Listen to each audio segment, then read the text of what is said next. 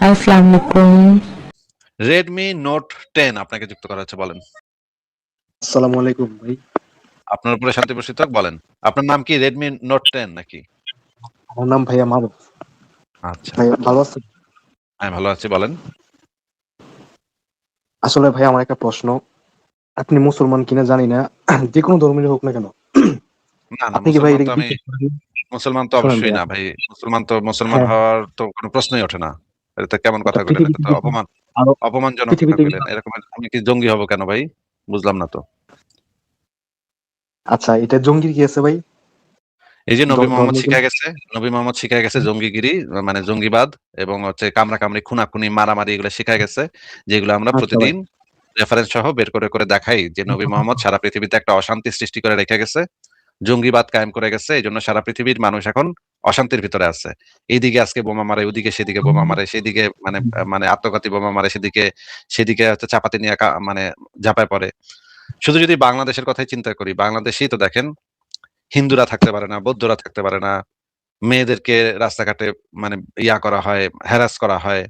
হ্যাঁ? বলে তোরা বোরখা পরস না কে? তারপর হচ্ছে গিয়ে শিয়াদেরকে মারা হয়। তারপর হচ্ছে গিয়ে ইহুদি খ্রিস্টানদেরকে তো পাইলে মারা হবেই। ইহুদিদেরকে তো মেরেই ফেলবে। আর খ্রিস্টানদেরকে একটু ভয় পায় যে আমেরিকা আছে, এজন্য খ্রিস্টানদের বেশি ঘাটায় না। কিন্তু পাইলে আরকি আগে পাইলে আরকি ঠিকই মারবে। তারপর বাউলদেরকে মেরে ফেলে। বাউলদের আমি দেখলাম কিছুদিন আগে বাউলদের জি যে জি জি ইয়াগুলা ভাইয়া, আমি সেগুলোকে আমি আপনার সাথে আক্রমণ একমত। করছে। শোনেন, ভাই কথার আমি মাঝখানে কথা আপনার বলেন সাথে না। একমত। তো কথার মাঝখানে কথা এই বলেন না। যে- কথার মাঝখানে কথা বলেন কেন? জি, তারপর আপনাকে মিউট করে কথা বলতে হচ্ছে। কথার মাঝখানে কথা বলেন কেন? তারপর হচ্ছে মনে করেন আহমদী যারা আছে, আহমদিয়া, যাদেরকে আপনারা কাদিয়ানী বলেন, সে আহমদিয়া সম্প্রদায়ের লোক, তারাও নিজেদেরকে মুসলমান বলে, কিন্তু আপনারা তাদেরকেও মেরে ফেলান। তাদেরও আপনারা রাখবেন না। পৃথিবীতে তাদেরকেও রাখবেন না। তাদেরকে মানে অনেক বছর ধরে তাদেরকে অত্যাচার করে আসতেছেন। তাদেরকেও মারার করতেছেন। শিয়ারা মারে সুন্নিদেরকে, সুন্নিরা মারে শিয়াদেরকে। এগুলা তো গেলই। তারপরেও যদি আপনারা এগুলাও যদি সব বাদ দেই, তারপরে আবার যে যারা হচ্ছে গিয়ে মনে করেন মানে সুফি, যারা একটু গান বাজনা করে, তাদেরকে আপনারা মাইরা ফেলেন। তাদেরকে দাড়ি ধরে কাইটা ফেলেন, হ্যাঁ? তারপরে মনে করেন যে এগুলাও বাদ দিলাম। তারপরে মনে করেন আহলে হাদিস আর হানাফি, এরা কামড়াকামড়ি। হ্যাঁ? এরা একজন আরেকজনের মানে দেখতে পারে না। একজন আরেকজনের বলে কাফের। তোরে কতল করা ওয়াজিব হয়ে গেছে, হ্যাঁ? তারপরে মনে করেন মুসলমানদের মধ্যে যদি কেউ মনে করেন ধর্ম নিয়ে কোনো প্রশ্ন তোলে যে এইটা তো আমার বিশ্বাস হইতেছে না, ধর্ম এই বিষয়টা তো আমার বিশ্বাস হইতেছে না, তাদেরকে মুরতাদ খেতাব দিয়ে আপনারা জবাই করে ফেলান। রাস্তাঘাটে মানুষ মানে একেবারে রাস্তার ভিতরে জবাই করে ফেলান তাদেরকে। তারপর আবার কিছুদিন আগে নাকি এক হিন্দু যুবক দীপু দাস, সে নাকি নবীরে নিয়ে কি কইছিল? আরে নবীরে নিয়ে কিছু কইলে আপনারা তো যদি আপনাদের কাছে যুক্তি থাকে তাহলে আপনারা যুক্তি দিয়ে দেখায় দিবেন যে না, নবী খারাপ ছিল না, নবী ভালো ছিল। এটা তো আপনারা যুক্তি দিয়ে তাকে প্রমাণ করে দিবেন। বইপত্র আইনা তাকে দেখায় দিবেন। সেটা না করে আপনারা কি করলেন? আপনারা তাকে সবাই মিলা আল্লাহু আকবার, আল্লাহু আকবার বইলা বইলা চিৎকার করে করে তার একটা গাছের সাথে বাইন্ধা তারে প্রথমে পিটায় মারলেন। মারার পরে তার একটা গাছের সাথে বাইন্ধা সবাই মিলা তারে পোড়ায় দিলেন। তার যে লাশটা, সেই লাশটা পর্যন্ত পোড়ায় দিলেন। সারা পৃথিবীর মানে যেকোনো এয়ারপোর্টে ঢুকলে আপনাদেরকে ১০ বার খুইলা চেক করে ভাই, হ্যাঁ? আপনাদের নামের আগায় যদি দেখে মোহাম্মদ আর পাশায় যদি দেখে ইসলাম, তাহলে ন্যাংটা করে চেক করে বারবার যে এই হেলায় তো তারা মনে করে যে এই হেলায় তো নিশ্চয়ই জঙ্গির বাচ্চা হইব, হ্যাঁ? জঙ্গিগিরি করতে আইছে এই দেশে। এই যেকোনো একটা সভ্য দেশে ঢুকলে আপনাদেরকে ১০ বার ন্যাংটা করে চেক করে। এমনকি ভারতের যে শাহরুখ খান, হ্যাঁ? ভারতের বিরাট সেলিব্রিটি শাহরুখ খান, সিনেমার সবচেয়ে বড় নায়ক, সবচেয়ে বড় সেলিব্রিটি ভারতের। বা সারা পৃথিবীর অন্যতম বড় সেলিব্রিটি। এরে আমেরিকার এয়ারপোর্টে নাম মুসলমান দেখা ন্যাংটা কইরা মানে চেক করছে যে তুই শালা, তুই তো মানে নামের আগে খান আছে, তুই তো নিশ্চয়ই জঙ্গি হবি, হ্যাঁ? এটারে ন্যাংটা করে চেক করছে। পাছার ভিতরে মানে মানে আঙ্গুল ঢুকায় চেক করে যে পাছার ভিতরে বোমা নিয়ে আইছে নাকি। ভাই এটা যে কি একটা মানিজ্জত মারা, হ্যাঁ? সারা পৃথিবীর মানুষের সামনে কিভাবে যে আপনাদেরকে বেইজ্জত করে, আপনারা তারপরেও আপনারা কি করতেছেন? আপনারা আফগানিস্তানে মেয়েদের স্কুলে গিয়া দুমদাম করে বোমা মারতেছেন। মেয়েদের আপনারা স্কুলে পড়তে দিবেন না। আফগানিস্তানে অলরেডি নারী শিক্ষা বন্ধ করে দেওয়া হয়েছে। কারণ ইসলাম নারী শিক্ষা সমর্থন করে না।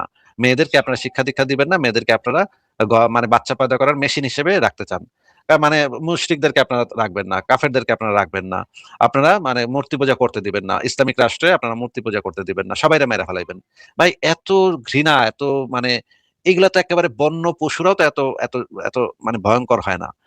আপনারা যে কাম করেন সারা পৃথিবীব্যাপী, যে রকমের ত্রাস সৃষ্টি করে রাখছেন, পাগলা কুত্তার মতো সারা পৃথিবীতে দাঁত বাইর করে ঘুরতেছেন, আপনাদেরকে তো সব সারা পৃথিবীর সভ্য মানুষেরা ভয় পায় যে এই কি রে ভাই, এগুলা এরকম কেন?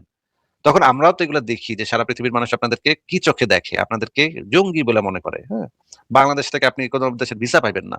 ভিসা করতে গেলে আমেরিকান ভিসা করতে গেলে আপনারা ভিসা দিব না, আমাকে ভাববো যে এটা তো হালায় তো জঙ্গি হইবো, হ্যাঁ? আবার জিজ্ঞেস করবো যে আপনি কি জঙ্গি টঙ্গি টেরোরিস্ট অর্গানাইজেশনের সাথে যুক্ত আছেন নাকি। হলি আর্টিজান হলি আর্টিজানে ঢুইকা আপনাকে ধর্মের পোলাপান গিয়া জিজ্ঞেস করছে তোরা মুসলমান কিনা, যারা মুসলমান না তাদেরকে টুকরা টুকরা করে কাটছে। হ্যাঁ, আপনারা কাটছেন, আপনাদের কোনো দিনই ভাই কাটছে। এখন আমরা যখন এগুলো দেখি তখন তো আমরা আতঙ্কিত হয়ে যাই যে আরে সারা পৃথিবীতে এই মুসলমানেরা সবচেয়ে এরকম বেশি জঙ্গিগিরি কেন করতেছে? এটা কি তারা কি তখন আমরা একটু চিন্তা করি যে এটার পেছনে কারণটা কি? তখন আমরা দেখি যে আচ্ছা দেখি তো তাইলে যে কোরআন হাদিসের ভিতরে কি এরকম কিছু আছে যেটা এই যে শুধুমাত্র মুসলমানদের কি এইভাবে জঙ্গিতে পরিণত করতেছে, এটা কি কোরআন হাদিসের ভিতরে এরকম কি কিছু পাওয়া যায় নাকি, আমরা একটু দেখি তো। তখন আমরা খুঁজতে গিয়ে দেখি কি কোরআন হাদিসের ভিতরে আসলেই আছে এই জিনিসগুলা, যে অমুকরে মার, কাফেরদেরকে মুশরিকদেরকে মার, কাট, ওদেরকে এইটা কর সেটা কর, হ্যাঁ, ওদেরকে মাইরা মুইরা ওদের মা বেটিকে গনিমতের মাল হিসেবে বানায় না, ওদেরকে দেব কর, এইগুলা আছে কোরআন হাদিসের ভিতরে। তখন তো আমরা বুঝতে পারি যে এই ধর্মটার ভিতরেই তো সমস্যা, ধর্মের এই গোড়াতেই তো সমস্যা। তাহলে তো এখানে তো মানে এই একটা বিষ বৃক্ষের ফলমূল তো বিষাক্ত হইবই যদি বিষ বৃক্ষের গোড়াটা বিষাক্ত থাকে। যেটা আমরা দেখতেছি যে এটার ভিতরে যে কোরআন হাদিস আছে সেখানেই তো মেইন প্রবলেম। নবী নিজেই তো জঙ্গি ছিল, নবী নিজেই তো মানুষকে কাফেরদেরকে মেরে ফেলাইতো। তো ধর্ম ত্যাগ করলে মারতো, কাফেরদেরকে মারতো, কাফেরদেরকে ইয়া করতো, এই যে চলে গেছে। এই জিনিসগুলো যখন আমরা দেখি তখন তো আমরা বুঝতে পারি যে এই তো ভয়ঙ্কর ধর্ম, এই ধর্মটার তো আমাদের যুক্তি দিয়ে সমালোচনা করতে হবে এবং যুক্তি দিয়ে এই ধর্মটা যে কত বর্বর অসভ্য এটা আমাদের প্রমাণ করে দিতে হবে, সেটা আমরা করি। যদি আপনারা কথা বলতে চান তাহলে আপনারা মানে আসতে পারেন, কিন্তু আহ, আমরা যে কথাটা গুলা বলছি সেগুলো আমরা অলরেডি অনেকবার বলেছি। আপনারা আমাদের পুরোনো ভিডিও গুলা দেখে আসতে পারেন।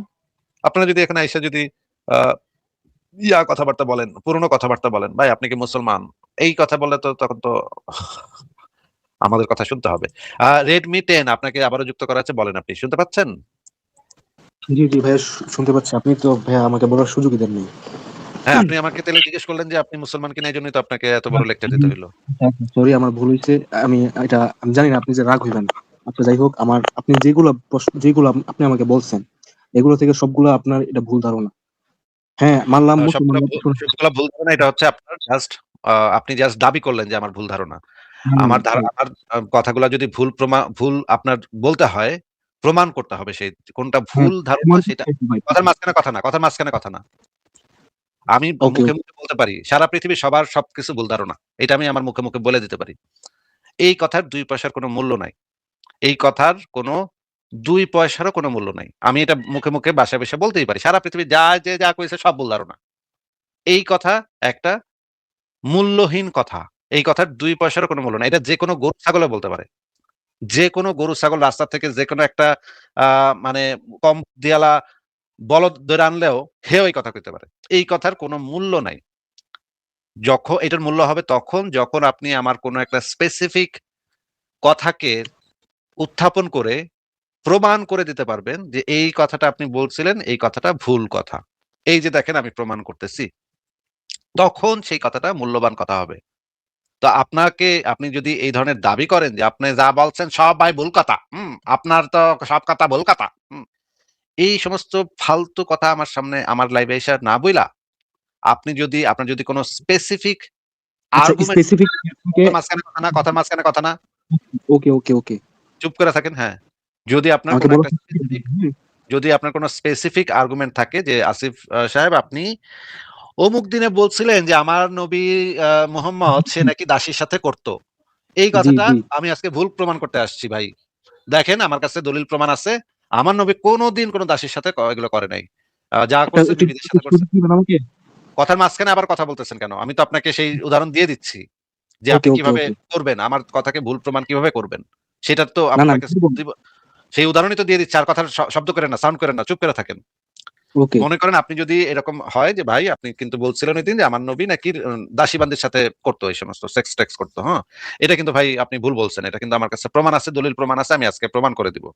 তখন আমি বলব যে আচ্ছা ঠিক আছে আপনি আসছেন যেহেতু আসেন আমরা এটা নিয়ে আলোচনা করি। তখন আপনার কাছে কি, কি দলিল আছে, আমার কাছে কি, কি দলিল আছে সেগুলো আমরা ২ জন ২ পক্ষ বের করব এবং ২ পক্ষ সেই দলিলগুলা চেক করে দেখব। এই আলোচনাতে আপনি গলাবাজি যদি মনে করেন আমি জোরে কইতে পারলে আমার কথা আমি জিতে গেছি, হ্যাঁ? একটু চিক্কুর মেরা কমু তাইলে আমি জিতে গেছি। এইটা কিন্তু কাজ করবে না, হ্যাঁ? আপনার গলার স্বর এখানে কোনো প্রভাব বিস্তার করবে না। প্রভাব বিস্তার করবে কি? প্রভাব বিস্তার করবে ইসলামিক রেফারেন্স, দলিল প্রমাণ। দলিল প্রমাণে কি আছে? তখন আপনি যেটা করতে পারেন যে আসিফ সাহেব আমার কাছে এই দলিলগুলো আছে। এই যে দেখেন আমার কাছে এই যে আমি স্ক্রিনে শেয়ার দিতেছি দেখেন এই দলিলগুলো আছে। এই বই থেকে আমি নিচ্ছি। তখন আমরা ২ পক্ষের দলিলগুলা, আমার পক্ষের দলিলগুলো দর্শকরা দেখবে, আপনার পক্ষের দলিলও দর্শক দেখবে। তখন দর্শকরা ডিসাইড করবে যে কার পক্ষের দলিলগুলো শক্তিশালী। এইভাবে আপনি আমার কোনো একটা স্পেসিফিক বক্তব্যকে ভুল প্রমাণ করার চেষ্টা করতে পারেন, সেটা আমি আপনাকে সুযোগ দিব সেটা করার। কিন্তু যদি আপনি বলেন আসিফ সাহেব আপনার না আপনি যা কইছেন সব ভুল কইছেন ভাই, আমি সব ভুল কইছেন, এই সমস্ত বালসাল কথা আমার লাইভে এসব বললেন না ভাই। হ্যাঁ, যেটা মূল্যবান কথা হবে, প্রমাণ ভিত্তিক সেই কথাটা বলবেন। হ্যাঁ বলেন, আমার কোন কথাটা আপনি নিয়ে আলোচনা করতে চান বলেন।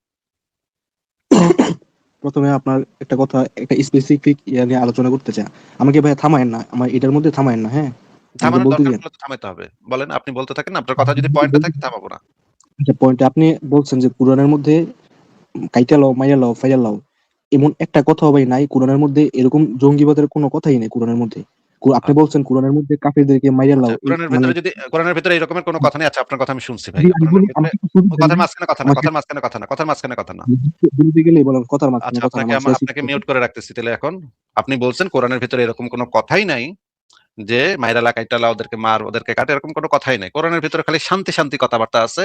তোমরা কাফেরদেরকে যখনই পাবা তখনই গালের ভিতরে দুই পাশে দুইটা সুমা দিবা, সুমা দিয়া কইবা আহা আহা তোমাকে আমরা আমরা কত ভালোবাসি, হ্যাঁ হে কাফের তোমাকে আমরা কত ভালোবাসি, কত ভালোবাসি তোমাকে, তোমাদের লেগে আমাকে বুকটা না ফাইটা যায় কাফেররা বাইরা, তোমাকে লেগে আমাকে বুকটা ফাইটা যায় সারাক্ষণ, হ্যাঁ তোমাকে আমরা অনেক ভালোবাসি কাফের বাইরা। হ্যাঁ, এইটা নাকি কোরআনে আছে? আপনার মানে বক্তব্য শুনে যা বোঝা গেল যে এরকমের বক্তব্য নিশ্চয়ই কোরআনে আছে, কিন্তু কাফেরদেরকে মারো কাটো, না না না না না, এটা তো থাকতেই পারে না কোরআনের ভিতরে।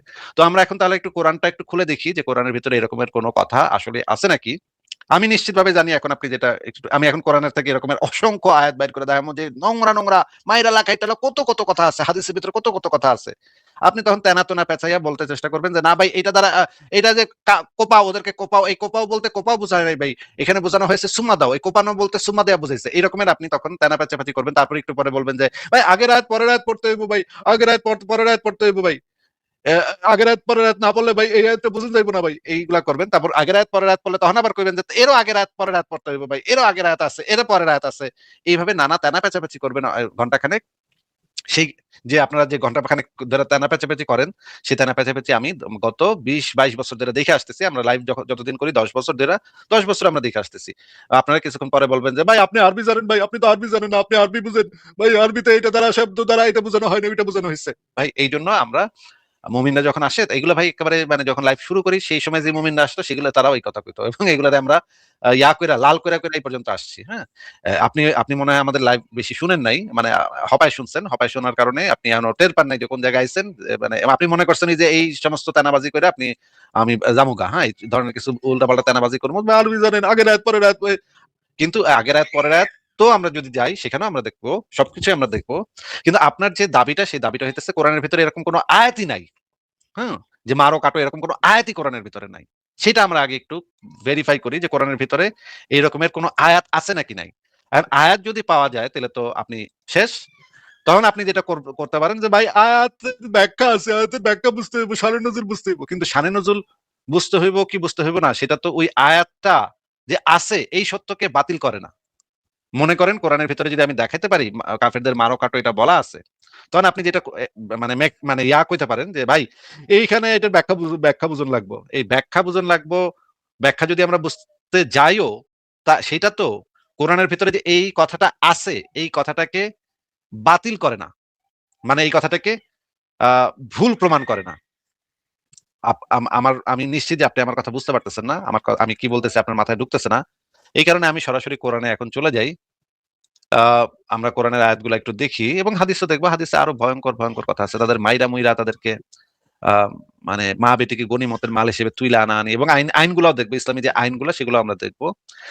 প্রথমে আমরা দেখি যে সেই বিখ্যাত সূরা তাওবার যে 5 নম্বর আয়াত। হুম, এটা এখানে আমি অনেকগুলো অনুবাদ দিয়েছি, আমরা আল বায়ান ফাউন্ডেশনের অনুবাদটা পড়ি, আপনি পড়েন। রেডমি 10 ভাই আপনি একটু আমাদেরকে এই আল বায়ান ফাউন্ডেশনের অনুবাদটা একটু পড়ে শোনান তো। এখানে কি আছে, এখানে কি লেখা? সূরা তাওবার 5 নম্বর আয়াত, অতঃপর যখন নিষিদ্ধ মাস অতিবাহিত হয়ে যাবে, এখান থেকে পড়েন। অতঃপর যখন নিষিদ্ধ মাসগুলো অতিবাহিত হয়ে যাবে তখন তোমরা মুশরিকদেরকে যেখানেই পাও হত্যা করো। এটা আবার যুদ্ধের কথা বলছে, এবং তাদেরকে এখানে পাকড়াও করো, এখানে কোনো তাদেরকে এখানে কোনো এখানে কোনো যুদ্ধ চলছিল না। এই যখন এই আয়াতটা নাযিল হয়েছে তখন মুশরিকদের কথার মাঝখানে কথাটা শুনে নেন। এই সূরা তাওবা যখন নাযিল হয়েছে তখন কোনো যুদ্ধ চলছিল না, তখন শান্তিপূর্ণভাবে মুশরিকরা এবং মুসলিমরা বসবাস করতেছিল। সেটা আমি তাফসীর গ্রন্থ থেকে আপনাকে একটু পরে বের করে দেখাবো। এই সূরা তাওবার ৫ নম্বর আয়াত কোন যুদ্ধ পরিস্থিতির আয়াত না। আমি যেহেতু এটা বললাম সেহেতু আমি সেটার রেফারেন্স আপনাকে একটু পরে বের করে দেখাবো। এই আয়াতটা যখন নাজিল হয়েছে তখন মক্কাতে মুশরিকরা এবং মুসলিমরা শান্তিপূর্ণভাবে বসবাস করতেছে এবং মুশরিকরা মুসলিমদের আন্ডারে বসবাস করতেছে। এইটা কোনো যুদ্ধ পরিস্থিতির আয়াত না, এটা একটা শান্তিপূর্ণ সময়ের আয়াত।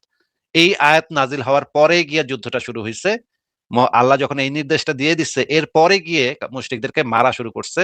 ওই নিষিদ্ধ মাসটার পরে গিয়া মুসলমানরা মুশরিকদেরকে পাকড়াও করা শুরু করছে এবং হত্যা করা শুরু করছে। কিন্তু আপনি তো শুরুতে বলতেছিলেন এরকমের কোনো আয়াতই নাই যে মুশরিকদের মারো কাটো, এরকমের কোনো আয়াতই নেই। এখন বলতেছেন আমাকে তো ভাই ভাই বলার সুযোগই নেই, আপনি তো বলছেন না। কথার মাঝখানে কথা না, কথার মাঝখানে কথা না। ওকে, ওকে।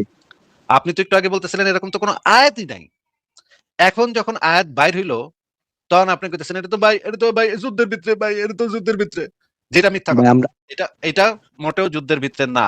এই আয়াতটা কোনো যুদ্ধের আয়াত না। এটা কোনো যুদ্ধ পরিস্থিতির মাঝামাঝ সময়ে অবতীর্ণ হওয়া আয়াত না, যেটা আমি তাফসির গুলো আমার কাছে খোলা আছে, আমি তাফসির থেকে আপনাকে দেখাবো যে এই আয়াতটা নাজিল হওয়ার শানে নুজুল প্রেক্ষাপট সব আমি বের করবো, আমার কাছে সব রাখা আছে, আমি সব নিয়ে বসি।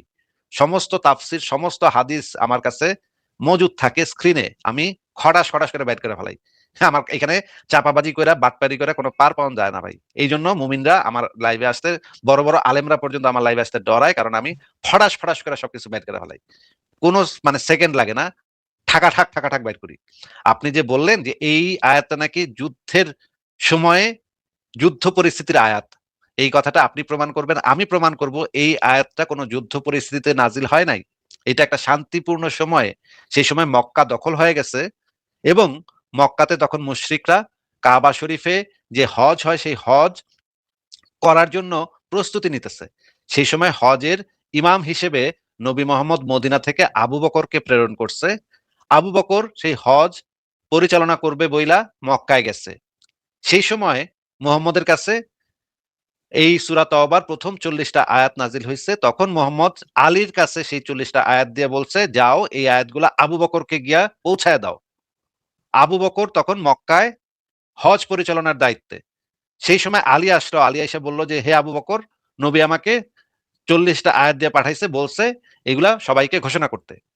তখন আবু বকর সামনে গিয়ে উপস্থিত জনতাকে এই যে ৪০টা আয়াত জোরে উচ্চারণ করে শুনাইলো এবং শুনাইলো যে হে মুশরিকরা, তোমাদেরকে কিন্তু এই নিষিদ্ধ মাস অতিবাহিত হওয়ার পরে তোমাদেরকে যেখানে পাওয়া যাবে সেখানে হত্যা করা হবে।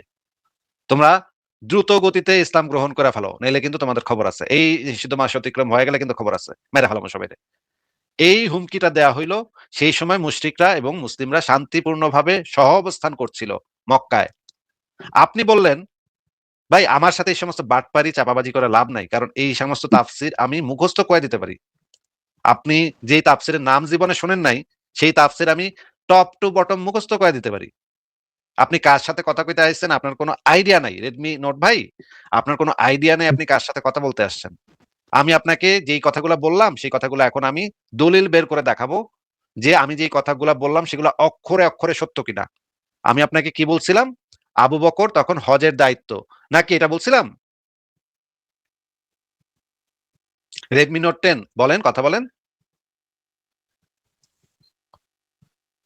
রেডমি নোট আমাকে তো 10 আপনি সুযোগই দেন না ভাই কথা বলার।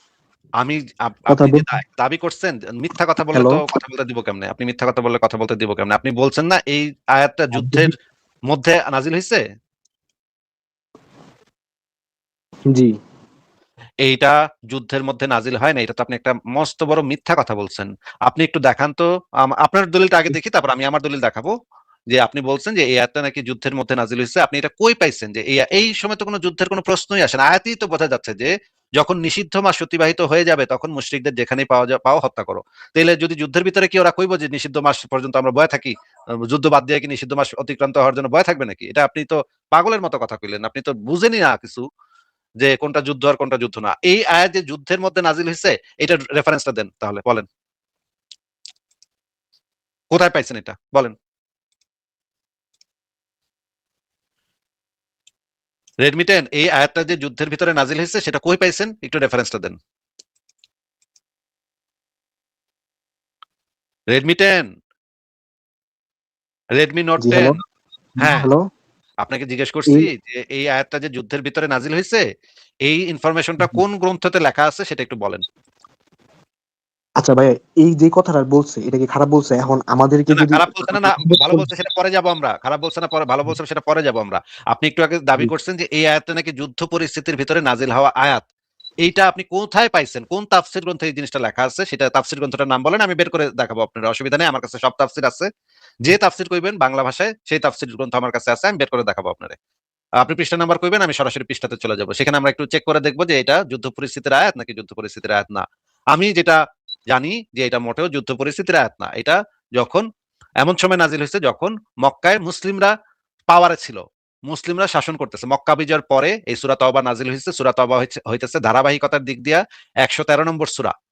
এইটা সর্বশেষ সূরার আগেরটা, মানে ১১৪টা সূরার ভিতরে এইটা হইতেছে ১১৩ নম্বর সূরা। মুহাম্মদ মারা যাওয়ার কিছুদিন আগে এই সূরা তওবা নাজিল শেষ হয়েছে। ভাই একটা বই দেখেন, তাফসির ইবনে কাথির। আমি তো তাফসীর ইবনে কাসির তো আমি বাইর করেই রাখছি আরেকটা ট্যাবে। ওইখানেই তো, ওইখান থেকেই তো আপনার দেখাবো। কিন্তু ওইখানে আচ্ছা লেখা আছে আমাকে যে এই, আরে আরে বুদ্ধিমান, ওইখানে কি এটা লেখা আছে যে এটা যুদ্ধ পরিস্থিতির আয়াত? যুদ্ধের মাঝখানে এটা নাজিল হইছে? তাফসীর ইবনে আচ্ছা আমার কাসিরই তো। কথা আমার আরে কথা কি আরে আরে বলদা, এই আয়াতে এই তাফসীরের ভিতরে আপনি পাইছেন যে এটা যুদ্ধের মাঝখানে এই আয়াতটা নাজিল হইছিল নাকি? এই তাফসীর পড়ে আপনি জানতে পারছেন এটা? ভাই আমাকে বলতে দেন। এই আমি তাফসীর হঠাৎ পড়ে আপনি জানতে পারছেন এটা? আমাকে বলতে দেন, বলতাছি তো আমি, এই আমাকে তাফসীর একটু এই বলা। তাফসীর বইয়ের ভিতরে আপনি এটা পাইছেন? আচ্ছা আমি আমি আপনাকে দেখাইতেছি, জি জি দাঁড়ান। আরে বলদা কোথাকার, মানে কি রকমের মানুষ, কি রকমের চুনাহাগা বলদা হয়। একটা অদ্ভুত, এই যে তাফসীর ইবনে কাসির, এই যে আমি আমার সামনে চোখের সামনে খোলা তাফসীর ইবনে কাসির থেকে দেখাচ্ছি। এই যে শুরুতেই যেটা লেখা, অবতরণ কাল, যে সকল সূরা নবী এর জীবনের শেষ দিকে নাজিল হয়েছিল সূরা তওবা গুলোর অন্যতম। নিচে কি লেখা পড়ি আমরা, এই যে নিচে, এই সূরার প্রথমাংশ নাজিল হয় নবী করিম তাবুক যুদ্ধ হইতে ফিরে আসিবার পর। নবী সেই বছর হজ করিতে মনস্থ করিয়াছিলেন, কিন্তু মুশরিকগণ প্রথা অনুসারে সে বছর হজ করিতে আসিবে এবং তার উলঙ্গ অবস্থায় কাবা তাওয়াফ করিবে। এ কথা স্মরণ আসার পর উক্ত নির্লজ্জতাপূর্ণ দৃশ্যকে এড়াইবার উদ্দেশ্যে তিনি পরিকল্পনা পরিবর্তন করিয়া আবু বকর সিদ্দিকীর নেতৃত্বে একদল সাহাবীকে হজে পাঠাইলেন। আবু বকর সিদ্দিকের উপরে দায়িত্ব দিলেন তিনি লোকদিগকে হজের কার্যাবলী শিক্ষা দিবেন এবং মুশরিকগণকে জানাইয়া দিবেন যে তাহারা আগামী বছর হইতে আর হজ করিতে পারিবে না। নবী করিম আবু বকরের উপর আরো দায়িত্ব দিলেন তিনি লোকদের মধ্যে মুশরিকদের বিষয়ে আল্লাহ ও তার রাসূলের দায়িত্বমুক্ত হওয়ার কথা ঘোষণা করিবেন। আবু বকর সিদ্দিকী এর রওনা হইবার যাওয়ার পর নবী করিম আলীকে তাহার নিকট তাহার পক্ষ হইতে ঘোষণাকারী রূপে পাঠাইলেন। আলীকে পাঠাইবার কারণ এই ছিল যে নবী করিম তাহার কোন পিতৃ সম্পর্কের নিকটাত্মীয়কে নিজের পক্ষ হইতে প্রেরণ করিবার জন্য আদিষ্ট হইয়াছিলেন, আর আলী ছিলেন তাহার সেরূপ একজন নিকটাত্মীয়। এইখান থেকে তো পরিষ্কার বোঝা যাচ্ছে যে এটা কোনো যুদ্ধ পরিস্থিতিতে আয়াত না। হজ করতে আবু বকরকে পাঠাইছিল মক্কায়, এবং পরে এই আয়াতগুলা দিয়ে পাঠাইলো এবং পরে আলীকে পাঠাইলো গিয়ে ঘোষণা করতে। এই সময় মুশরিকদের সাথে কোনো যুদ্ধ চলতেছিল না তো। রেডমি, আপনি তাফসীর ইবনে কাসির থেকে দেখেন, আপনি যে বললেন তাফসীর ইবনে কাসির থেকে দেখেন, আমি তাফসীর ইবনে কাসির খুললাম, এখানে তো এরকম কোনো জিনিস লেখা দেখতেছি না যে এই সময় মুহাম্মদের সাথে মুশরিকদের যুদ্ধ চলতেছে, মাঝখান দিয়া নবী গিয়া আয়াতগুলা নাজিল হইলো, মুহাম্মদ গিয়া কইলো যে এই আয়াত নাজিল হইছে, এরকম তো কোনো জিনিস দেখতেছি না। এইটা আপনি কই পাইছেন যে এইটা যুদ্ধের ভিতরে নাজিল হওয়া আয়াত? এটা কই পাইছেন আপনি?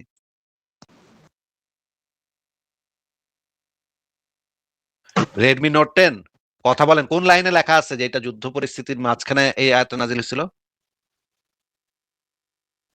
এটা তো তখন ভাই মুশরিকরা চুক্তি ভেঙেছিল, তাদেরকে সময় দেওয়া হয় চুক্তি এরপর। ভেঙেছিল না চুক্তি ভেঙেছিল সেটা তো জিজ্ঞেস করিনি। যুদ্ধ চলতেছিল, আপনি বলছেন সেই সময় মুশরিকদের সাথে যুদ্ধ চলতেছিল। এটা কোথায় লেখা আছে, কোন লাইনে লেখা আছে?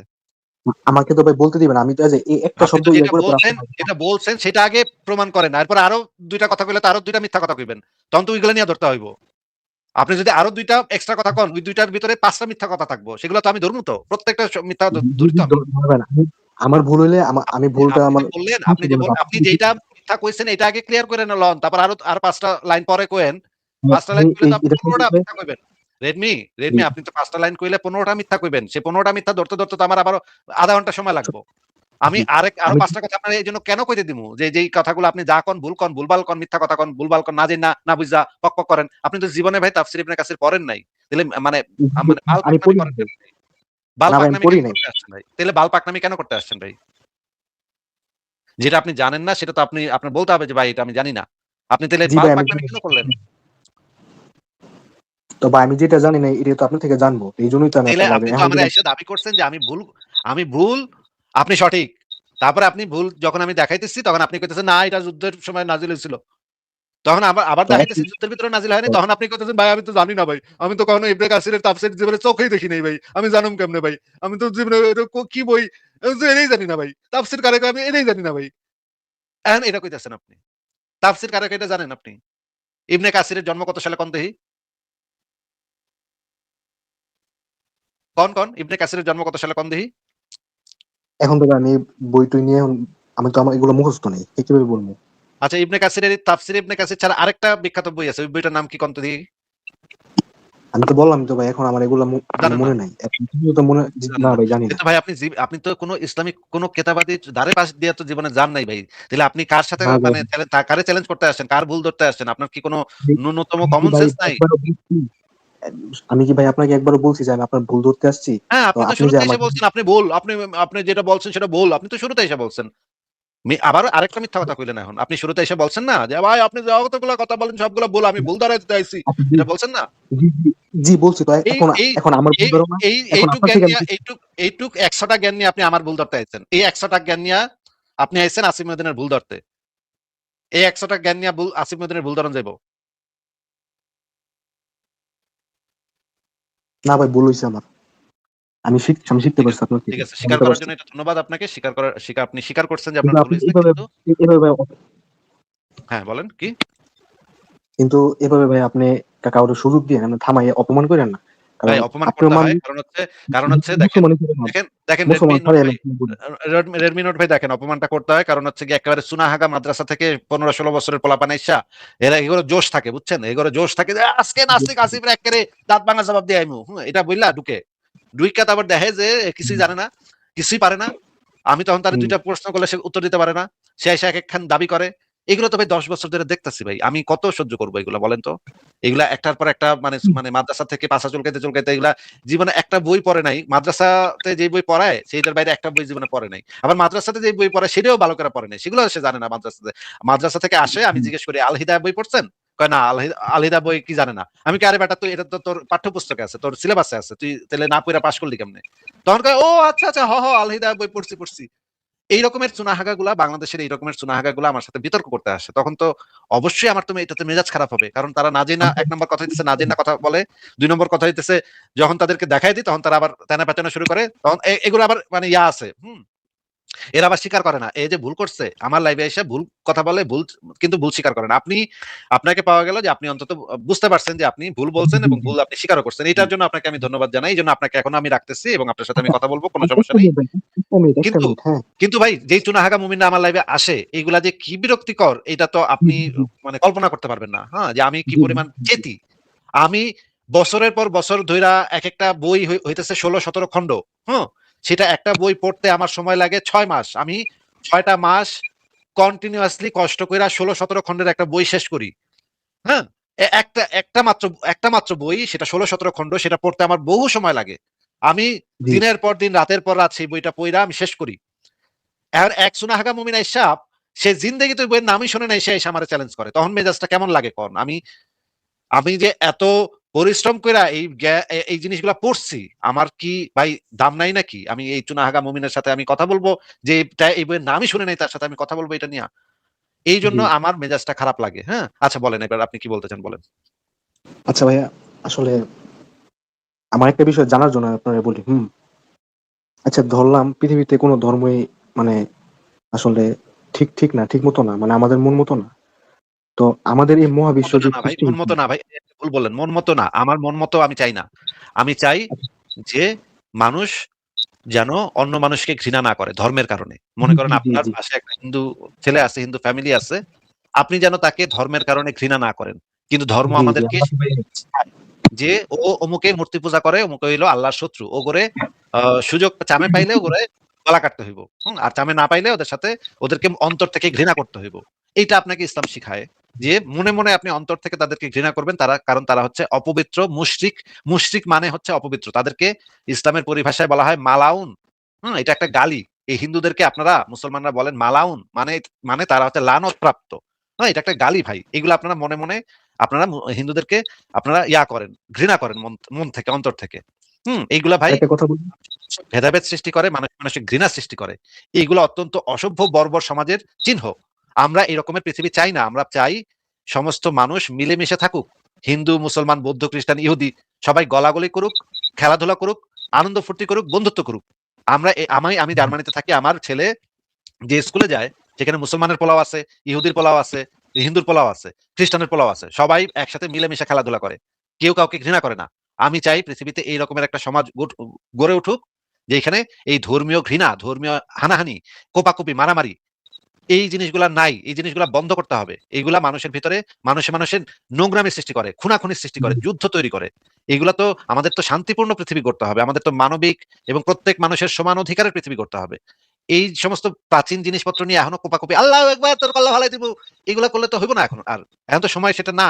এখন আমাদের জ্ঞানে বিজ্ঞানে আগায় যেতে হবে। এই ধর্ম নিয়ে পুন্দাপুন্দি, অমুকে মূর্তি পূজা করে নাকি, অমুকে বৌদ্ধ না হিন্দু না ইহুদি, এটি নিয়ে পুন্দাপুন্দি করার এখন টাইম আছে দুনিয়াতে কারোর? এগুলো নিয়ে পুন্দাপুন্দি করতেছে দেখি তো মানে মুসলমানরা সারা পৃথিবীতে উত্তা করে মারা খাইতেছে, সারা পৃথিবীর বিভিন্ন জায়গাতে উত্তা উত্তা মারা খাইতেছে। আর আপনি একটু চিন্তা করে দেখেন, ইহুদিরা তারা এই ধর্ম নিয়ে পুন্দাপুন্দি করে না। ওরা জ্ঞান বিজ্ঞানে আগায় গেছে। ওরা দেখেন ওই এক ইসরায়েল সব মুসলমান দেশে বাড়ির উপরে রাখছে, পাশে বাইরে লাল করে দিতেছে। এক ইসরায়েল ছোট্ট একটা দেশ, এতটুকু জনসংখ্যা, ওদের শক্তি মানে ওদের মানে বৈজ্ঞানিক ভাব, ওদের ভিতরে অনেক বিজ্ঞানী, ওদের ভিতরে অনেক অর্থনীতিবিদ, ওদের ভিতরে অনেক ব্যাংকার। এগুলা কেমনে হয়েছে? ওদের সংখ্যা হইতেছে মুসলমানদের 100 ভাগের 1 ভাগ। কেমনে হইছে? ওরা এত পাওয়ারফুল কেমনে হইলো? কারণ ওরা ওরা এই ধর্ম নিয়ে পুন্দাপুন্দি না করে জ্ঞান বিজ্ঞানের চর্চা করছে। আর মুসলমানরা ওই ঢিলা গোলপ করুম কেমনে, বিবি তালাক দিমু কেমনে, দাসী পুন্দামু কেমনে, এটি নিয়ে এখনো এই জায়গায় মানে হুজুরের কাছে গিয়ে জিজ্ঞেস করে, হুজুর আমি আমার বিবির রোজা রেখে আমার বিবির সুমা দিয়ে ফেলাইছি, এখন কি করুম হুজুর? আর হুজুরে কয় তুমি তাহলে এটা করো। হ্যাঁ, এই নিয়ে ওরা ব্যস্ত আছে যে আমি ঢিলা গোলপ করুম কেমনে, আমি মানে দাসী লাগালাগি করুম কেমনে, এই নিয়ে ওরা ব্যস্ত আছে। আপনি একটু চিন্তা করেন ইহুদিরা কি করতেছে দুনিয়াতে। ইহুদিরা তো এই সমস্ত পুঁদাপুন্দি নিয়ে ব্যস্ত নাই। ওরা মানে বৈজ্ঞানিক জ্ঞান অর্জন করতেছে, ওরা এই জন্য আগায় গেছে। ওদের সাথে আপনারা সারা পৃথিবীর মুসলমানরা মিল্লা পারবেন না ওদের সাথে। ইসরায়েলের সাথে আপনারা সারা পৃথিবীর সব মুসলমান মিল্লা পারবেন না ওদের সাথে। কেন? জি কারণ হইতেছে ওরা জ্ঞান বিজ্ঞানে আগাইছে, পড়ালেখা করছে। এইটা করতে হইব। আপনারা যদি এখনো সেই মানে ওই হুজুরে কি কইছে, তো অমুক হুজুরে কি কইছে, অমুক হুজুরে এরা কাফের কইছে, আব্বাসী ওরা কাফের কইছে, এই নিয়ে আপনারা এখনো মানে সারা দুনিয়ায় কামড়াকামড়ি করে যাচ্ছেন এবং কোরআন হাদিসে ওই 1400 বছর আগের কি কিতাবে কি লেখা আছে এগুলো নিয়ে এখনো ও মানে মুখস্থ করতেছেন। মানে সূরা মুখস্থ করতেছেন আর মনে করতেছেন জান্নাতটা হয়ে গেল রে, সূরা মুখস্থ করতে পারছি। ভাই একটা আরবি বুঝেন না কিছু না, সূরা একটা মুখস্থ করে কি লাভ কোন তো? মানে কোরআন যে মুখস্থ করেন আপনারা হাফেজন লাখ লাখ, কি ফায়দা হয় এতে? মানে জ্ঞান বিজ্ঞানে কি উন্নতি হয় এতে? সারা পৃথিবীর জ্ঞান বিজ্ঞানে কোনো উন্নতি হয় আপনার ওই কোরআন মুখস্থ কইরা? কোরআনে হাফেজ হইয়া দুনিয়ার কোনো আপনি নাসায় চাকরি পাইবেন, আপনি গুগলে চাকরি পাইবেন, আপনি মাইক্রোসফটে চাকরি পাইবেন? মানে কোরআন মুখস্থ কইরা মানে ইন্টারভিউতে আপনারা জিগাইবো আপনি কোরআনের সূরা কত বাবা, এটা জিগাইবো না তো। এই মুখস্থ কইরা কইরা আপনারা মনে করেন যে আপনারা মানে ইয়া কইরা লাইছেন, খুব মানে উল্টা লাইছেন। কোরআন মুখস্থ করছে, আমি হাফেজ। আরে বেটা তুই তো তোতা পাখিও পারে মুখস্থ করতে। মানুষ জ্ঞান বিজ্ঞান অর্জন করে বুদ্ধি দিয়া, ম্যাথমেটিক্স, গণিত, পদার্থবিজ্ঞান, রসায়ন, এগুলো দিয়ে মানুষ সামনের দিকে আগায় যায়। এই মুখস্থ করে কেউ সামনের দিকে আগায় না তো। আপনারা এখন মানে এখনো ব্যস্ত আছেন এই কোরআন মুখস্থ নিয়া। কি পরিমাণে মানে অশিক্ষিত হইলে মানুষ এই মানে লেভেলে নামতে পারে? আচ্ছা বলেন আপনার শেষ কথা কি, আমি শুনি, বলেন। আচ্ছা ধরেন যা কিছুই হয়েছে হয়েছে, তো এটা কি যে এটা কি সত্যি না যে সৃষ্টিকর্তা একজন আছে, যেই হোক, ইসলাম ধর্মে হোক হিন্দু ধর্মে হোক যেই হোক, যে আমাদেরকে যে সৃষ্টি করছে, এই মহাবিশ্বটাকে যে সৃষ্টি করছে এত সুন্দরভাবে নিখুঁত ভাবে, তো উনি কি আছে না? আমাদের ক্রিয়েটর কি আছে একটা না? করে হচ্ছে মহাবিশ্ব নিখুঁত ভাবে মানে মহাবিশ্ব সৃষ্টি হয়েছে এরকমই কোনো প্রমাণ নাই। বিগ ব্যাং এর মাধ্যমে না, আমি বিগ ব্যাং একটু এর সুযোগ মাধ্যমে দেন ভাই, মহাবিশ্ব সৃষ্টি হয় নাই। ভাই আপনি যে কয়টা কথা বলছেন সেই কয়টার ভিতরে অনেকগুলো ভুল শব্দ আছে, সেগুলো যদি আমি কারেক্ট না করি, তারপর যদি আপনি আরেকটা সেন্টেন্স কন সেটার ভিতরে আরো 15টা ভুল পাওয়া যাবো, তাহলে তো আমি কেমনে এতগুলা ভুল ধরবো একসাথে? আমাদের এটার ভুল আগে ধরে নেই, এটার ভুল আগে ধরে নেই। কোনো কিছু কখনো সৃষ্টি হয়েছে এরকম কোনো প্রমাণ নাই। কোনো কিছু কখনো কোনো কিছু সৃষ্টি হয়েছে এরকম কোনো প্রমাণ নেই। বিগ ব্যাং হচ্ছে সেটাকে ব্যাখ্যা করে, মহাবিশ্বের এক্সপ্যানশনকে ব্যাখ্যা করে, সম্প্রসারণকে ব্যাখ্যা করে, মহাবিশ্বের মহাবিশ্বের উৎপত্তি কিভাবে, মহাবিশ্বের যে ওই সিঙ্গুলারিটি ছিল সেই সিঙ্গুলারিটির উৎপত্তি কিভাবে, এটা বিগ ব্যাং ব্যাখ্যা করে না। বিগ ব্যাং ব্যাখ্যা করে ওই সম্প্রসারণের মুহূর্ত থেকে শুরু করে পরের মুহূর্তগুলো পর্যন্ত, মানে এক্সপ্যানশন কিভাবে হয়েছে সেটা জি বিগ ব্যাং ব্যাখ্যা করে। কিন্তু ওই সিঙ্গুলারিটি কিভাবে, সিঙ্গুলারিটি আগে থেকে ছিল এবং সিঙ্গুলারিটির আগে কোনো সময় ছিল না। জি আপনাকে আমি যেটা বলতে চাচ্ছি যে আপনি যদি বলেন যে মহাবিশ্ব কত সুন্দরভাবে চলতেছে, ভাই না, মহাবিশ্ব সবকিছু সুন্দরভাবে চলতেছে না। মহাবিশ্ব সম্পর্কে বিজ্ঞানীরা যে জিনিসটা বলে যে এটা মহাবিশ্বের স্ট্রাকচার হচ্ছে good enough to survive. Good enough মানে হইতেছে চলার মতো, চলে, হ্যাঁ, কাজ চলে যায়। পৃথিবী হইতেছে গুড এনাফ, মানে চলে, কাজ চলে যায়। আপনার বডি হইতেছে চলে, কাজ চলে যায়। আপনার বডি কোনো পারফেক্ট ক্রিয়েশন না, কারণ আপনার বডিতে নানা প্রবলেম আছে। আমি আপনাকে একটা একটা বের করে করে দেখাইতে পারি যে আপনার বডিতে কি কি প্রবলেম আছে। আপনার বডি যদি পারফেক্ট ক্রিয়েশন হইতো, তাহলে আপনার বডিতে এই প্রবলেমগুলো থাকতো না। যদি কোনো পারফেক্ট বিইং এর পারফেক্ট ক্রিয়েশন আপনার বডি হইতো, তাহলে এই প্রবলেমগুলো আপনার বডিতে থাকার কথা না। আপনি দেখবেন তাহলে আমাদের ম্যাক্সিমাম মানুষ, আপনি দেখবেন ম্যাক্সিমাম মানুষের ব্যাক পেইন হয়। ব্যাক জি পেইনটা হচ্ছে মানুষের যে গঠন, সেই গঠনের একটা সমস্যার কারণে, মানুষের গঠনটাই হচ্ছে ত্রুটিপূর্ণ একটা গঠন। এই গঠনের কারণে ম্যাক্সিমাম মানুষের ব্যাক পেইন হবেই। তারা যদি হাঁটাহাঁটি করে তাহলে ম্যাক্সিমাম মানুষের ব্যাক পেইন হবেই, কারণ গঠনটাই, গঠনের ভিতরে প্রবলেম আছে। ঠিক জি আছে? জি এখন আপনি যদি বলেন যে এগুলো সব পারফেক্টলি ক্রিয়েটেড, পারফেক্ট একটা বিইং এগুলো পারফেক্টলি ক্রিয়েট করছে, তাহলে এই কথা সঠিক না, বৈজ্ঞানিকভাবে সঠিক না। আমরা প্রমাণ করে দেখাতে পারি হিউম্যান বডি পারফেক্ট না। হিউম্যান বডির ভিতরে নানা প্রবলেম আছে, নানা সমস্যা আছে, যেগুলো আমরা নতুন নতুন আবিষ্কার করে, যেগুলো আমরা ঠিক করে নিই, যেগুলো আমরা শুধরায় নিই। আপনিও শুধরান। মনে করেন আপনার চোখে দেখতেছেন না, আপনি একটা কি করবেন, চশমা লাগায় নিবেন। চশমাটা কি করে, সেই চশমাটা আপনার চোখের যে ত্রুটি, চোখের লেন্সের যে ত্রুটি, সেটা কারেক্ট করে দেয়। হ্যাঁ, আপনি যদি পারফেক্ট বিইং হইতেন, তাহলে তো আপনার চোখের এই সমস্যাটা হইতো না। চোখের সমস্যাটা হয় আপনার জেনেটিক সমস্যার কারণে। চোখের যে লেন্স, মানে চোখের যে চশমা মানুষ পরে, সেই চোখের যে লেন্সটা ফুইলা যায় বা চ্যাপ্টা হয়ে যায়, দুই ধরনেরই হইতে পারে। এইটা হওয়ার কারণ হইতেছে আপনার চোখ হচ্ছে ত্রুটিপূর্ণ গঠনের তৈরি। এটা যদি ঠিকভাবে কেউ যদি পারফেক্ট বিইং যদি এটা বানাইতো, তাহলে ঠিকভাবে বানাইতো, এটা আমাকে চশমা পরা লাগতো না। ঠিক আছে? এখন আপনি যে জি মহাবিশ্বের ক্ষেত্রে একই জিনিস। মহাবিশ্ব হচ্ছে গুড এনাফ টু সারভাইভ। বিজ্ঞানীরা যেটা বলে, যেটা হচ্ছে গুড এনাফ, মানে কাম চালানোর মতো। কাজ চলে ভাই, হ্যাঁ? কাজ চলে গেলেই হইল। কোন রকমে কাজ চলে যায়। এইটা বলে বিজ্ঞানীরা। বিজ্ঞানীরা বলে না যে মহাবিশ্ব পারফেক্ট, হিউম্যান বডি পারফেক্ট, এটা বিজ্ঞানীরা বলে না কেউ। এখন আমি আপনাকে যেটা বলতেছি যে এই তারপরেও ধরে নিলাম যে মোটামুটি তো কাম তো চলে, কাম তো চলতেছে। হ্যাঁ, এটা ঠিক যে কাম চলতেছে কোন রকমে। এইটা তাইলে কেমনে হইলো? এইটা কেমনে হইলো সেটা আসছে, সেটার জন্য, সেটা জানার জন্য, কেমনে হইছে জানার জন্য আমরা বৈজ্ঞানিক গবেষণা করি যে এটা কেমনে হইছে, এইরকম আমরা মানুষেরা এই পর্যন্ত আসছি, এটা কেমনে আসলাম? সেটা জানার জন্য আমরা বৈজ্ঞানিক গবেষণা করি। আমরা কোনো অন্ধবিশ্বাস করি না। যে আমাকে ওরা একটা বা একটা অমুকে বানাইছে। এইটা তো অন্ধবিশ্বাস হয়। এটা তো আমাদের কাছে কোনো প্রমাণ না থাকলে যদি আমরা সেটা বিশ্বাস করি, তাহলে তো সেটা অন্ধবিশ্বাস হইল। আচ্ছা একটা কথা বলি। যদি আপনি যেটা বলতেছেন যে সৃষ্টিকর্তা এরকম কিছু একটা যদি থাকে, তাহলে তো তার সপক্ষে কিছু প্রমাণ থাকবে। সেরকম তো কোনো প্রমাণ আমাদের কাছে নাই। তাহলে আমরা যদি সেটাকে তারপরেও বিশ্বাস করি, প্রমাণ ছাড়া বিশ্বাস করি, তাহলে তো সেটা অন্ধবিশ্বাস হবে। জি এইজন্য আচ্ছা আমাদের অন্ধবিশ্বাস থেকে বের হয়ে যুক্তি দিয়ে, তথ্য প্রমাণ দিয়ে গবেষণা করে একটা ইনফরমেশন বের করতে হবে। এটাই হচ্ছে সঠিক পদ্ধতি। অন্ধবিশ্বাস করাটা কোনো সঠিক পদ্ধতি না। হ্যাঁ, বলেন। নিউটন উনি কিন্তু আপনার খ্রিস্টান ধর্মের ছিল। ঠিক আছে? উনি কোন ধর্মে বিশ্বাস করতো না। কিন্তু উনি এটা না, বিশ্বাস করতো উনি যে উনি সৃষ্টিকর্তা একজন উনি আছেন। ধর্মে বিশ্বাস করতো, হ্যাঁ, উনি মানে ক্যাথলিক খ্রিস্টান ছিলেন। খ্রিস্টান। কিন্তু উনি ওই ইয়া কি বলে ওইটারে আনুষ্ঠানিক যে ধর্মগুলা ওইগুলোরে বিশ্বাস করতো না। কিন্তু উনি এটা না, বিশ্বাস করতো যে বিশ্বাস করতেন জি আনুষ্ঠানিক ধর্মে। নিউটন আনুষ্ঠানিক করতো ধর্মে না, বিশ্বাস করতেন। আইনস্টাইন করতো না, আনুষ্ঠানিক কোন ধর্মকে বিশ্বাস করতো না। আপনি ভুল বলতেছেন, করতো এটা না। নিউটনের, আপনি ভাই ভুল আমিও তো বলতেছেন। বলতেছি আমি আপনি বলছি ভুল নিউটন বলতেছেন। নিউটন আনুষ্ঠানিক ধর্মে বিশ্বাস করতো। নিউটন ধার্মিক ছিল, একদম গোড়া ধার্মিক ছিল নিউটন। জি, জি আর ধার্মিক ছিল। আইনস্টাইন হইতেছে কোন প্রাতিষ্ঠানিক ধর্মে বিশ্বাস করতো না।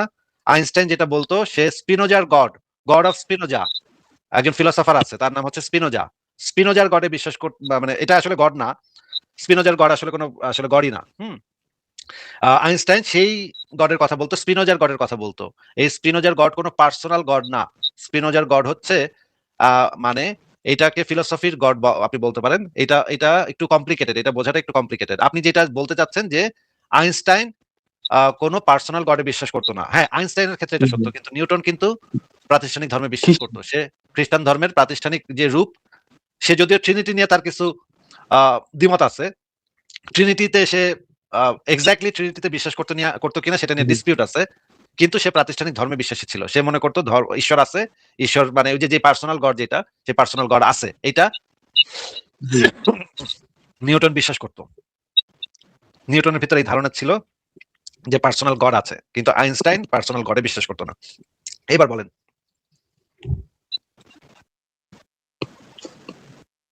বলেন, বলেন। আচ্ছা আপনি কি আচ্ছা আপনি কি মনে করেন না যে আমাদের মৃত্যুর পরে কি কোনো অস্তিত্ব থাকবো নাকি থাকবো না? এটা আপনি কি হিসাবে দেখেন? যে আমরা আমাদের মৃত্যুর পরে মানে কিছুই থাকবো না?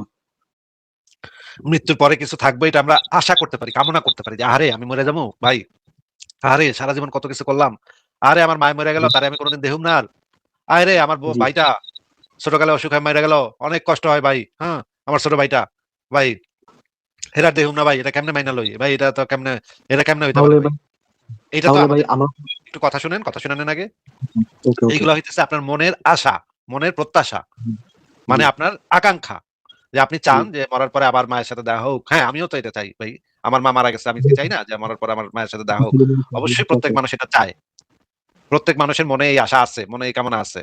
এইটা তো মানুষের ভিতরে যে অনুভূতি আছে, মানুষের ভিতরে যে কষ্ট আছে, সেই কষ্ট থেকে এই চাহিদাটা তৈরি হয়। এইটা আপনিও যেমন চান, একজন নাস্তিকও এটা চায় মনে মনে, যে আরে আমার কত প্রিয় দোস্ত, একসাথে স্কুলে যাইতাম, কিন্তু সে পানিতে ডুবে মারা গেল। আরে ওরে আর দেখলাম না, বুকের ভিতরে কষ্ট লাগে। এটা তো যে কোনো মানুষের লাগে। কিন্তু এটা মনে মনে এই আশাটা জাগা এক জিনিস, আর এটা বাস্তবতায় এটা সত্য কিনা সেটা তো ভিন্ন জিনিস ভাই। বাস্তবতায় এটা সত্য কিনা সেটা দেখতে হইলে তো আমাদের পরীক্ষা নিরীক্ষা করে দেখতে হবে। সেটা তো বাস্তবতায়, আপনি কল্পনায় এটা ভাবতে পারেন, কল্পনায় কল্পনায় ভাবতে পারেন যে আপনার মায়ের সাথে আবার দেখা হয়েছে, আপনারা একটা গ্রামে চলে গেছেন, গ্রামে গিয়ে আপনারা দুইজনে খেলা করতেছেন একটা বাগানে গিয়ে, আপনি আপনার মা আপনারা কোলে নিয়ে দৌড়াইতেছে। এটা আপনি কল্পনা করতে পারেন, কল্পনা করতে এটা ভালো লাগবে আপনার। কিন্তু ভাই এটা এটা যদি আরেকটা সত্য, কথা ভাই কথাটা শুনে নেন, ওকে এটা যদি আপনি সত্য বলে দাবি করেন তাহলে তো সেটা সপক্ষে প্রমাণ দিতে হবে। জি জি মানুষ যখন মারা যায় তখন তো মানুষের স্মৃতি থাকে ব্রেইনের ভিতরে। এই জিনিসটা, আমি যে আমি, সেটার নির্ণায়ক হইতেছে আমাদের ব্রেইন। আমাদের ব্রেইনের ভিতরে আমাদের যে অতীতের সমস্ত স্মৃতি, সেটা কিছু জায়গা আছে, ব্রেইনের কিছু পার্ট আছে, সেই পার্টের ভিতরে সেই স্মৃতিগুলো জমা থাকে। সেই পার্টে যদি বড়ভাবে আঘাত করা যায়, মাঝে মাঝে আপনি দেখবেন সিনেমাতে মাথার একটা জায়গায় বাড়ি লাগছে, সে স্মৃতি হারায় ফেলাইছে। সে আগের কথা আর মনে করতে পারতেছে না, কি কই থেকে আইলাম, কেমনে কি, আমার নাম কি, কিছুই মনে নাই আর। এই যে ওই যে মস্তিষ্কের যেই জায়গাটাতে স্মৃতিগুলা জমা থাকে, সেখানে যদি জোরে আঘাত লাগে বা কোনো ইমব্যালেন্স তৈরি হয়, তাহলে মানুষ স্মৃতি হারায় ফেলতে পারে। মানে আপনি সেটা নির্ভর করতেছে আপনার ব্রেইনের উপরে, ব্রেইনের ফাংশনের উপরে। মানে আপনার জি যে চেতনা, আপনি যে একজন সচেতন সত্তা, আপনার যে একটা কনসিয়াসনেস আছে, সেটা ডিপেন্ড করতেছে ব্রেইনের ফাংশনের উপরে। ব্রেইনে আপনার রক্ত চলাচল ঠিকভাবে পৌঁছাইছে কিনা, পুষ্টি পৌঁছাইছে কিনা, অক্সিজেন পৌঁছাইছে কিনা। একটু ইমব্যালেন্স হইলে সেখানে কিছু তার যদি কাইটা যায়, কিছু সুতা যদি কাইটা যায় সেখানে, তাহলে আপনি আর অনেক কিছু মনে করতে পারবেন না, অনেক সিদ্ধান্ত নিতে পারবেন না। মস্তিষ্কের যেই জায়গাতে স্মৃতি জমা থাকে সেটার একটা নাম আছে, যেই জায়গা দিয়ে আপনি যৌক্তিক চিন্তা করেন সেটার আবার আরেকটা নাম আছে, সেটা আবার আরেকটা পার্ট। যুক্তির পার্টে যদি আঘাত লাগে তাহলে আপনি যুক্তি দিয়ে চিন্তা করতে পারবেন না। ঠিক আছে? এরকম মস্তিষ্কের অনেকগুলা ঘর আছে, সেই ঘরগুলাতে এক একটার কাজ ফাংশন এক এক রকম। একটার ফাংশন হলো আপনার পুরনো স্মৃতিগুলো জমা রাখা। এখন আপনার মনে করেন আপনারে আর আমারে সার্জারি করলো, সার্জারি করে আপনার ব্রেনটা আমার মাথায় বসায় দিল, আমার ব্রেনটা আপনার মাথায় বসায় দিল। দেখা যাবে কি, আমরা যখন ঘুম থেকে উঠবো দেখা যাবে কি আপনি আমি হয়ে গেছি, আপনি আমি হয়ে গেছেন। নিচের দিকে তাকায় দেখবেন বডি পাল্টায় গেছে আমাদের। কারণ কি? কারণ হচ্ছে জি আমাদের ব্রেইন পাল্টায় দেওয়া হয়েছে। ব্রেইনটা হইতেছে মানুষের সমস্ত চেতনার কেন্দ্রবিন্দু। এখন মৃত্যুর সাথে সাথে কি হয়? মৃত্যুর সাথে সাথে ব্রেইনে যে রক্ত চলাচল, সেটা মানে আমাদের যে হৃৎপিণ্ড আছে, সেই হৃৎপিণ্ড হইতেছে রক্ত পাম্প করে বডিতে, সারা বডিতে। জি হৃৎপিণ্ড যদি সেই পাম্পটা বন্ধ করে দেয়, তাহলে মস্তিষ্কের কোষগুলা খুব দ্রুত পচা শুরু করে দেয়। আপনি দেখবেন মস্তিষ্কের কোষগুলা খুবই দ্রুত পচনশীল, এবং সেই মানে কোষের সেলগুলা ঠাস ঠাস করে ফাইটা যেতে শুরু করে দেয়। হ্যাঁ? ওদের কোষ প্রাচীর ফাইটা আমাদের আত্মাটা কই যাইবো? আমাদের হ্যাঁ? যে আত্মাটা আমাদের আত্মাটা কই যাইবো তাহলে? নাই ভাই, আত্মাবেলা কোনো কিছু আছে, আপনি প্রমাণ দিয়েন। নেক্সট লাইভে এসে আপনি আমারে প্রমাণ দিয়েন আত্মাবেলা কিছু আছে। তবে আপাতত আপনি আমার একটা সেকেন্ড ৫ সেকেন্ড ৫ সেকেন্ড ঢুইকা একটা প্রশ্ন করব। আপনি আমার ইউটিউব চ্যানেলে ঢুইকা আত্মা লিখে সার্চ করেন, তাহলে দেখবেন অনেক ভিডিও আছে, সেখানে আমি আত্মা নিয়ে কথা বলছি। আমি আজকে আর আত্মা ৫ নিয়ে কথা সেকেন্ড বলব না আপনার সাথে। ৫ কিন্তু আমার সেকেন্ড এই ৫ পয়েন্টটা সেকেন্ড শেষ করতে হবে। আমার পয়েন্ট শেষ করতে হবে ভাই।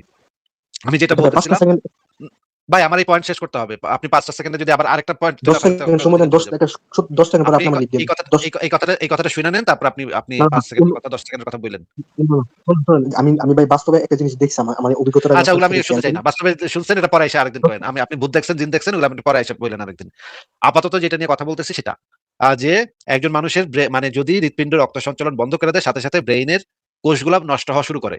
কোষগুলো নষ্ট হওয়া মানে কি? কোষগুলো নষ্ট হওয়া মানে হইতেছে আপনার যে স্মৃতি, এতদিনের স্মৃতি, ছোটকালের স্মৃতি, বাবার হাত ধরে আপনি পার্কে যাইতেন, বাবার হাত ধরে আপনি মেলায় গেছিলেন, সব সেই যে সেলগুলার ভিতরে থাকে সেগুলো নষ্ট হয়ে গেল। সেগুলা পইচা গেল। সেগুলো যখন মাটি দেওয়া হবে বা পোড়ায় ফেলা হবে, সেগুলা শেষ হয়ে গেল। সেগুলার আর কোনো অস্তিত্ব নাই। তার মানে আপনার চেতনা সম্পূর্ণ বিনষ্ট, সম্পূর্ণ শেষ।